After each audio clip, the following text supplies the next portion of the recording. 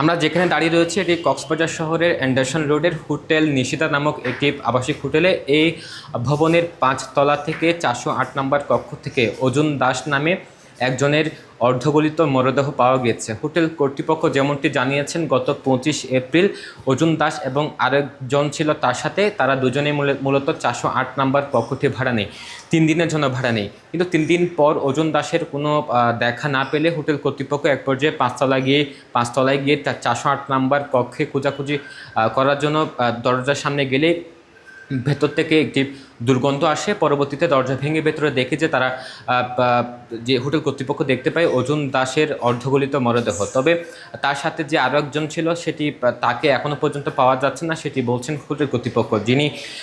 যার মরদেহ পাওয়া গেছে অজুন দাস, তিনি ফেনীর বাসিন্দা। যে হোটেল ভাড়া নেওয়ার সময় যে তথ্য দেওয়া হয় সেখানে ফেনীর বাসিন্দা অর্থাৎ ফেনীর স্থান হিসেবে ফেনী উল্লেখ করেছেন অজুন দাস।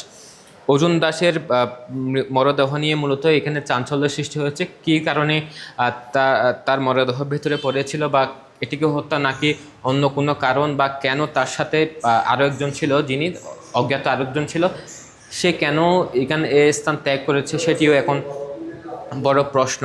অজুন দাসের মরদেহর যে চিত্র সেটি দেখে বোঝা যায় বেশ কয়েকদিন ধরে তিনি এখানে অর্ধগলিত থেকে সেখানে তার মরদেহ পড়েছিল। যেহেতু তার পরনে কোনো কাপড় দেখা যায়নি, একটি গামছা ছিল, পাশে একটি গামছা ছিল, তার শরীর প্রায় অর্ধগলিত হয়ে গেছে, যার কারণে তাকে ঠিকমতো বোঝা যাচ্ছে না। তবে পুলিশ এসেছে, পুলিশ এখানে তাদের যে কার্যক্রম সেটি চালাচ্ছে। যে দুপুরের পর থেকে মূলত এই খবরটি পাওয়ার পর পুলিশ এসেই ঘটনাস্থলে অর্থাৎ 408 নম্বর কক্ষ, সে কক্ষের ভেতরে প্রবেশ করে মূলত ঘটনার বিষয়টি জানার চেষ্টা করছে। তবে তার সাথে আরেকজন থাকার যে তথ্য সেটি পাওয়া গেলেও সেই মানুষটিকে এখনও পর্যন্ত খুঁজে পাওয়া যাচ্ছে না। অজ্ঞাত সেই মানুষটির নাম বা ঠিকানা এখনও পর্যন্ত পাওয়া যাচ্ছে না। তবে যার মরদেহ পাওয়া গিয়েছে তার নাম অজুন দাস।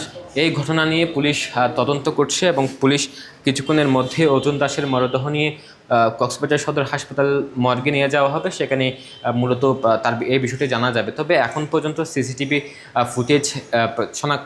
ফুটেজে শনাক্ত করার চেষ্টা করছে যে অজুন দাসের সাথে কে ছিল বা আসল রহস্য কী। তবে যে 408 নাম্বার কক্ষের আশপাশে যাওয়া যাচ্ছে না, যেহেতু দুর্গন্ধে ছড়িয়ে পড়ার কারণে সেখানে গিয়ে কথা বলা সম্ভব হচ্ছে না। তবে আমরা যেখানে রয়েছি এটি হোটেল নিশিতায়।